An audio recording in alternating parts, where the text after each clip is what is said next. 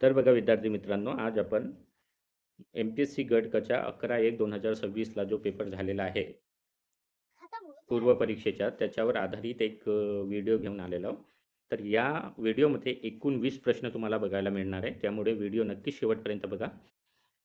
आणि आपण MPSC गट क आणि गट ब यांची कंपॅरिझन करणार आहोत. तर त्याच्यामध्ये कसे प्रश्न विचारले, याच्यामध्ये कसे विचारले आणि त्याचा फायदा तुम्हाला नक्कीच होईल, म्हणून व्हिडिओ नक्की शेवटपर्यंत बघा. तर आपण पहिल्या उदाहरणापासून सुरुवात करूया. तर बघा या ठिकाणी दिलेलं आहे, अंतर किती दिलेलं आहे, 2 स्थानकातील अंतर 540 डिग्री दिलेलं आहे, बरोबर आहे. 540 वरती लिहायचे. एकदम सोपी सिंपल पद्धत सांगतो तुम्हाला. आता या दोन्ही गाड्या परस्पर विरुद्ध दिशेने जात आहे, तर या दोन्ही अंतराची काय करायची, बेरीज करायची, ती खाली लिहायची. आलं का लक्षात? जास्त काही करायची गरज नाही. 540 वर लिहिले, 60 आणि 75 खाली लिहिले. याचं उत्तर किती निघेल रे बघा, 540 वरती राहील आणि खाली राहील 135. 135 जर 540ला भागायचे आहे, जर 135 गुणिले 4 केलं तर 540 येतात, म्हणजे याचं उत्तर आलं 4. म्हणजे त्या गाड्या एकमेकांना किती वाजता भेटतील? आता इथे 7:30ला निघालेल्या आहे, 4 तासानंतर मिळतील, 4 तासानंतर मिळतील. 4 तासानंतर म्हणजे 11:30 सकाळी निघालेली आहे, म्हणून AM लागेल. ठीक आहे, सकाळी निघालेल्या आहे म्हणून AM लागेल. तर 11:30 AM ला त्या दोन्ही गाड्या एकमेकांना भेटतील. बघा एवढी सोपी पद्धत कोणी तुम्हाला सांगणार नाही. चला पुढच्या गणिताकडे जाऊया. तर बघा याची पण एकदम झकास आणि सोपी पद्धत मी तुम्हाला सांगतोय. बघा इथे 23,000 आहे, 23,000 लिहून घ्यायचे, बरोबर आहे. यांनी काय केलं, छापील किमतीवर काय केली, 25% सूट दिली, म्हणजे किती टक्के राहिलं मग ते, 75% राहिलं. आता 75% तरीही त्यास काय झाला, 15% नफा झाला, म्हणजे X वर त्याला 15% नफा झाला. एवढी सूट दिल्यावर म्हणजे 75% म्हणजे 25% सूट दिली म्हणजे 75%, ही किंमत 75% राहिल्यावरही त्याला किती टक्के नफा झाला, 15% नफा झाला, म्हणजे 115/100 राहील. आता हे 100 कपतात, हे 100 कपतात. आता हे 23 पंचे, इथे 5चा भाग जातो, हे 23 कपून जाईल, बरोबर आहे. या 5ने या 75ला 15चा भाग जातो. 15 गुणिले 1000 म्हणजे इथे किती आले, 15,000 बरोबर X. बघा वन स्टेप सोल्युशन सांगितलेलं आहे मी तुम्हाला, असं सोल्युशन कोणीच सांगणार नाही. तर बघा इथे 23,000 लिहिले, इथं 25% सूट आहे म्हणून 75% लिहिले, आणि मग सूट दिल्यानंतरही किती होतो, 15% नफा होतो, म्हणून इथे 115/100 लिहिले, बरोबर आहे. आलं उदाहरण. चला पुढच्या गणिताकडे. 1976 ते 1980 पर्यंत उत्पादन किती टक्क्यांनी वाढले ते बघायचे आहे. बघा इथे किती होतं, 1976 म्हणजे 3,000 होतं, आणि इथे किती आहे, 1980 मध्ये किती आहे, किती आहे, 500 आहे. किती टक्क्यांनी कमी झाले म्हणते, म्हणजे किती कमी झालं, 2,500 आणि कमी झालं. आधी किती होतं, 1976 मध्ये किती होतं, 3,000 होतं. गुणीला काय करायचं, 100 करायचं, म्हणजे याची टक्केवारी निघून जाईल. ठीक आहे, बरोबर आहे का. आता ठीक आहे, 30नी याला भागायचं आहे, तर 3 आता 250ला 3नी भागायचं, किती येते उत्तर, 3×8 = 24, बरोबर आहे. मग 10 उरले, 3×3 = 9, पुन्हा 33%, 83.33%, हे या गणिताचं उत्तर आलेलं आहे. चला पुढच्या गणिताकडे जाऊया. जर चौरसाची बाजू 25%ने वाढवली तर चौरसाचे क्षेत्रफळ किती टक्क्यांनी वाढेल. जर चौरसाची बाजू वाढवली किती, 25%ने म्हणजे आधी किती होती, आधी किती होती, 100 होती, आता किती झाली, 125 झाली. तर आधी 100 होती, म्हणजे जर बाजू 100ने 100ला गुणलं तर किती येत होते, 10,000 येत होते. आता काय होईल, 125नी 125ला गुणलं, कारण क्षेत्रफळ म्हटलं की बाजूचा वर्ग होतो, तर ही बाजू जर 25%ने वाढली म्हणजे 125 झाली, याचा वर्ग करावा लागेल आपल्याला, तर हे होतात 15,625. म्हणजे वाढ कितीने झाली, 5625 रुपये वाढ झाली, कितीवर झाली, या 10,000वर झाली, बरोबर आहे. तर याच्या टक्केवारीमध्ये रूपांतर केलं तर 56.25 येते. गुणिले 100 करून असं रूपांतरण करतात. ठीक आहे, हे 2 शून्य, हे 2 शून्य कपून जातात. आता दशांश चिन्ह द्यायचं म्हटलं, 2 अंक सोडून दिलं तर इथे 56.25 येते. बघा एवढी सोपी पद्धत मी तुम्हाला सांगितलेली आहे. चला पुढच्या गणिताकडे जाऊया. सरळ व्याजाने 3 वर्षात 5,600 रुपये होते. 5,000 रुपयाचे 600 रुपये व्याज मिळालं, बरोबर आहे. 3 वर्षामध्ये 5,000 रुपयावर X रुपयाच्या दराने ठीक आहे.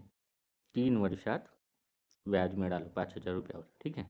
तर याच्यावरून काय निघेल? ठीक आहे.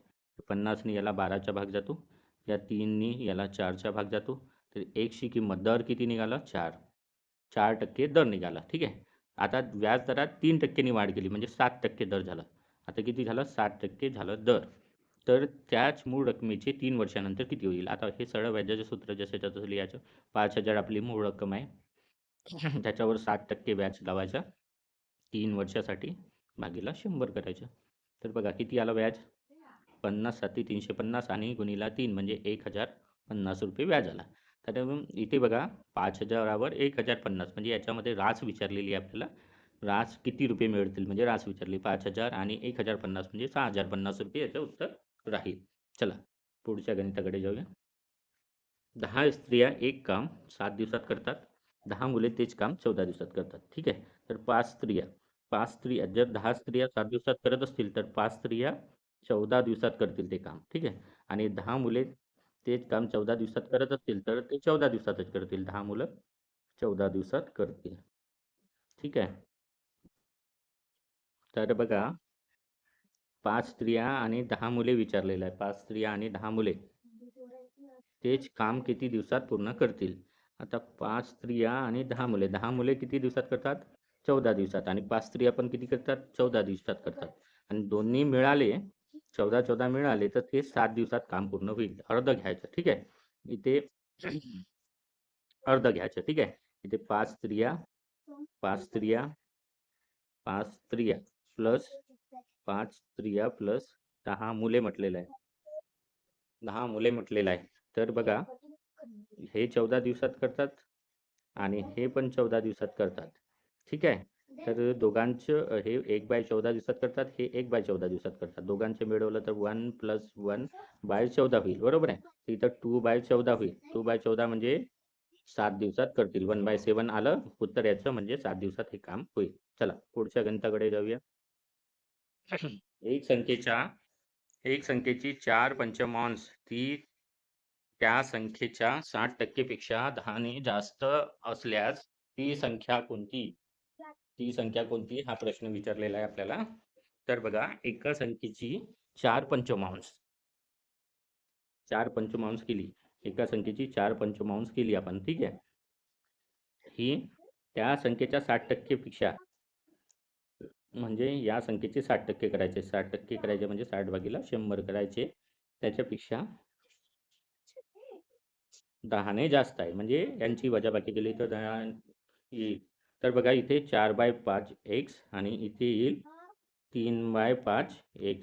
3/5 x बरोबर किती आलं? 10. तर ती संख्या कोणती येईल? मग 4तून 3 गेले 1 राहिलं. 1 राहिलं. बरोबर आहे. 1 राहिलं आणि खाली किती आले? 5 आले. गुणिला x बरोबर किती आलं? 10. आता हे 1/5x बरोबर 10. तर x बरोबर किती होईल? 10 गुणिला 5 म्हणजे 50 याचं उत्तर राहील. बरोबर आहे. चला पुढच्या गणिताकडे जाऊया. मिश्र धातू ए आणि बी मध्ये तांबे आणि जस्त याचं दिलेलं आहे. बघा तांब्याचं किती होईल? पहिल्या मिश्रणामध्ये तांब्याचं जर काढायचं आहे प्रमाण तर 4:7 होते. आणि दुसऱ्या मिश्रणामध्ये जर तांब्याचं प्रमाण आता बघा 4:7 7 कुठून आले? आता या दोघांची बेरीज म्हणजे 7. आणि जस्ताचं प्रमाण याच्यामध्ये किती राहील? 3:7 राहील. बरोबर आहे. आणि इथं तांब्याचं प्रमाण 9/14 राहील दोघांची बेरीज. आणि इथे जस्ताचं प्रमाण राहील 5/14. ठीक आहे. तर बघा हे तांब्यांची काय करायची? बेरीज करायची. जस्ताची बेरीज करायची. तर बघा तांब्याची बेरीज करायची आहे. तर काय होईल? तांब्यांची बेरीज करायची आहे तर काय कसं करता येईल? कसं करता येईल सांगा? तांब्याची बेरीज जर करायची असेल तर काय करावं लागेल? इथे 4/7 आणि 9/14 दोघांना मिळवावं लागेल. 9/14ला मिळवावं लागेल आणि इकडे 3/7 आणि 5/14 दोघांना मिळवावं लागेल. इथे काय होईल? याला गुणाकार 2 करावा लागेल. याला गुणाकार 2 करावा लागेल. इथे 8/14 आलं अधिक 9/14 आलं. ठीक आहे. आणि या ठिकाणी पण तसंच होईल. याला गुणिला 2 याला गुणिला 2 करावं लागेल म्हणजे इथे किती आलं? 6/14 आणि इथे 5/14. तर बघा याचं उत्तर किती येईल? 17/14 याच्या येईल 11/14. दोघांची बेरीज केली तर म्हणजे इथे 17:11 हे आपलं रेशो 14 कटून जाईल. 17:14 हे आपलं उत्तर राहील. म्हणजे ऑप्शन क्रमांक 4 हे आपलं उत्तर या ठिकाणी राहील. तर बघा, दोन मिश्रणांचं कसं करायचं हे मी तुम्हाला सांगितलेलं आहे. आधी काय करायचं, याला असं लिहून घ्यायचं 4/7 आणि 3/7. 7 कुठून आले, दोघांची बेरीज 7 आहे म्हणून. याला कसं लिहिता येईल, 9/14 आणि 5/14. मग काय करायचं, तांब्याचं मिश्रण एकामध्ये ॲड करायचं. जस्ताचे मिश्रण एकमेकामध्ये ॲड करायचे. हे जस्ताचे केलं इकडे ॲड, हे तांब्याचे केलं इकडे ॲड. याची बेरीज आली 17/14, याची बेरीज आली 11/14. 14 कॅन्सल झाले आणि 17/11 हे आपलं उत्तर निघालं. आलं लक्षात? चला, तर बघा, दोन क्रमागत विषम संख्यांच्या वर्गातील फरक 112 आहे. तर त्यापैकी लहान संख्येचा वर्ग किती? लहान संख्येचा वर्ग किती? तर बघा, विषम संख्या दिलेला आहे. तर इथे हे 25चा वर्ग आहे हा, आणि हा आहे कितीचा वर्ग आहे, 27चा वर्ग, बरोबर आहे. आणि नंतर हा आहे 30चा वर्ग, नंतर हा आहे 28चा वर्ग, बरोबर आहे. तर हे दोन ऑप्शन कटून गेले इथे, हे दोन ऑप्शन होणार नाही. आता 25 आणि 27. आता आपण बघा, ज्या 27चा वर्ग केला 729 आणि 25चा वर्ग केला 625. जर 729 मधून 625 वजा केले तर इथे किती उरतात, 104 उरतात. परंतु फरक किती आहे, 112. म्हणजे ती संख्या, लहान संख्या कोणती होणार नाही, 25 होणार नाही. म्हणजे जर आपण 27 आणि 29 घेतली समोरची संख्या, तर 29चा वर्ग किती होतो, बघा, 29चा वर्ग काढा. किती होतो, 841. 841 म्हणून जर 729 वजा केले, 27चा वर्ग वजा केला, तर काय होते, किती उरते, 112. म्हणून उत्तर काय राहील, ऑप्शन क्रमांक 2. ठीक आहे. चला, येथे बघा, 0.11चा वर्ग मायनस 0.01चा वर्ग. तर इथं काय होईल, एचा वर्ग वजा बीचा वर्ग हा सूत्र वापरलेला आहे. तर याचं काय असते, ए अधिक बी आणि ए वजा बी हे याचं उत्तर आहे, बरोबर आहे, ए वजा बी. ठीक आहे. तर ए अधिक बी मध्ये काय लिहू आपण, 0.11 अधिक 0.01 हे ए अधिक बी मध्ये, आणि ए वजा बी मध्ये काय लिहू, 0.11 वजा 0.01. ठीक आहे. तर अशा प्रकारे हे होईल. आणि याचं उत्तर काय निघेल, 0.12 आणि दुसऱ्या कंसामध्ये गुणिला 0.10. आता 0.12 आणि 0.10 यांचा गुणाकार केला तर 10 आणि याला गुणलं तर 120 येतात, बरोबर आहे. आता 120ला 4 अंक सोडून दशांश चिन्ह द्यायचे आहे. म्हणजे इथे 0.0120 हे आलं आणि खाली आहे 1.2. तर याला कसं सॉल्व्ह करता येईल सांगा. त्याला 2 अंक इकडं समोर सरकवायचे आहे. तर गुणाकारात इथे काय येईल, मग काय येईल सांगा, 2 अंक इकडं सरकवायचे. इथे जर 2 अंक पुढे सरकवलं तर इकडे काय होईल, मग काय होईल सांगा. इथे 1.2 येऊन जाईल, 2 अंक समोर सरकवले तर. म्हणजे इथे 100 वाढेल. म्हणजे 1/100 याचं उत्तर किती येतं, 0.01. तर ऑप्शन क्रमांक 1 हे याचं उत्तर आहे. चला, आलं लक्षात. पुढच्या गणिताकडे. सांकेतिक भाषेत थँक्सला बघा, हे THA इकडे गेलं पूर्णच्या पूर्ण उचलू ना. नंतर याने काय केलं, मग या THAला शेवटी टाकून त्याच्यानंतर N लिहिला, नंतर K लिहिला, नंतर S लिहिला, बरोबर आहे. तर हा काय होईल, STO हा पूर्ण जाईल शेवटी. STU यू आहे, स्टुपिड आहे हा शब्द, तर यू आहे. STU शेवटी गेला. त्याच्यानंतर त्यांनी काय केलं होतं,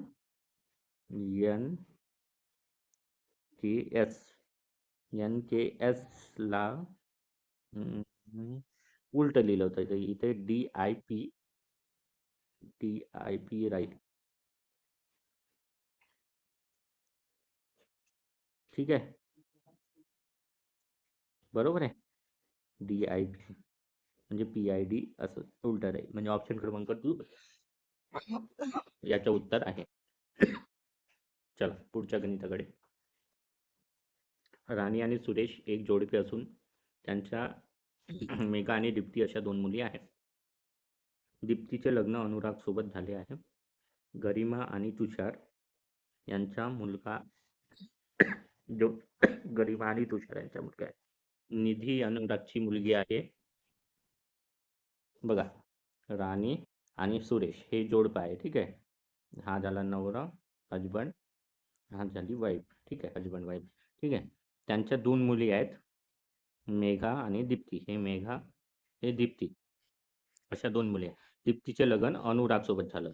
दीप्तीचा हजबंड ही झाली मुलगी. हा, आणि ह्याचा हजबंड हा हजबंड मुलीचा.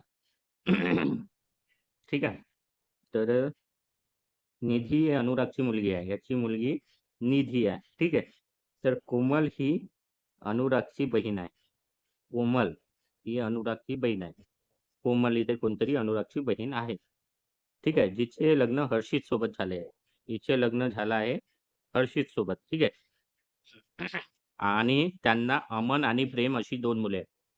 या दोघांच्या मुलांचं नाव काय आहे? अमन आणि प्रेम. ठीक आहे. ठीक आहे. प्रेम हा गरिमा आणि तुषार यांचा नातू आहे. गरिमा आणि तुषार.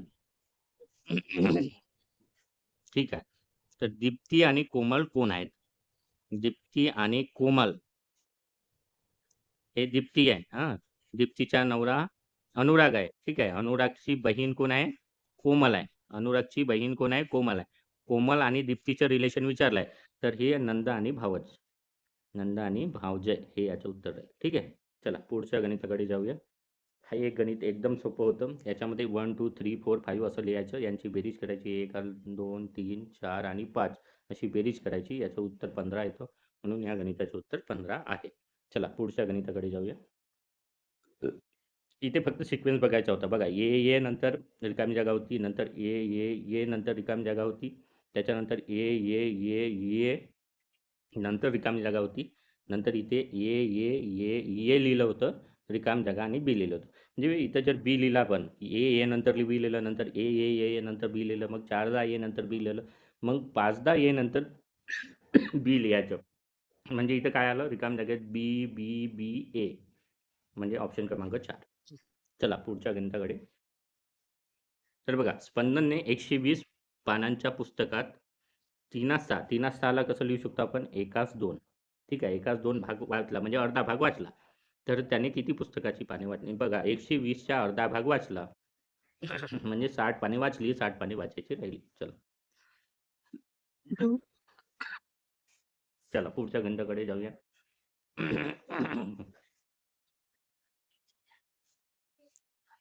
आदित्य घरापासून उत्तरेकडे चालत जातो. आता इथे घर आहे, त्याच्या उत्तरेकडे गेला. त्याच्यानंतर काही वेळानंतर तो उजवीकडे वळतो. आता उजवी बाजू म्हणजे ही. ठीक आहे. उजवीकडे वळतो. मग थोडे पुढे जाऊन डावीकडे वळतो. थोडे पुढे जाऊन डावीकडे वळतो. डावीकडे म्हणजे शेवटी 1 किलोमीटर चालल्यावर तो डावीकडे वळतो.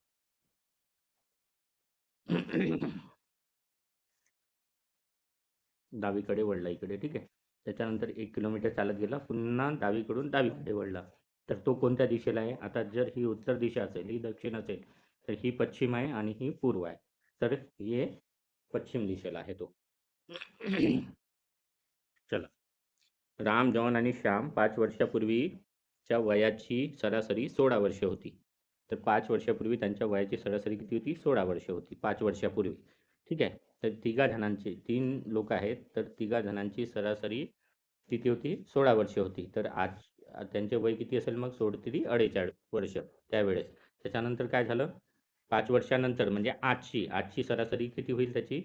5 गुणिले 3 करावं लागेल, कारण 5 वर्षापूर्वीचे होतं हे. आता आजचं काढायचं आहे तर 5ला 3ने गुणावं लागेल, कारण 3 लोक आहेत.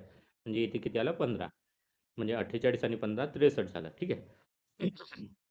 5 वर्षानंतरचे विचारलं आहे आपल्याला. 5 वर्षानंतर म्हणजे 5 गुणिले 3 करावं लागेल पुन्हा, म्हणजे किती येईल? पुन्हा 15 येईल. म्हणजे 63 आणि 15 किती झालं? 78 झालं.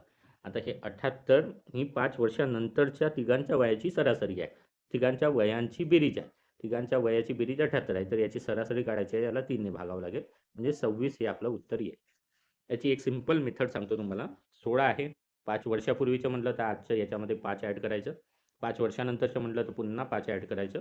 तर 5 वर्षानंतर हे डायरेक्ट त्यांची दोघांची तिघांची ॲडिशन म्हणजे 26 उत्तर या ठिकाणी होऊन जाईल. चला. विद्यार्थी जुनी माहिती गोळा करतो, नव्या माहितीशी तुलना करतो, चुका शोधतो आणि निष्कर्ष काढतो. तर बघा, जुनी माहिती गोळा करतो म्हणजे तो पाठांतर करत नाही, ठीक आहे.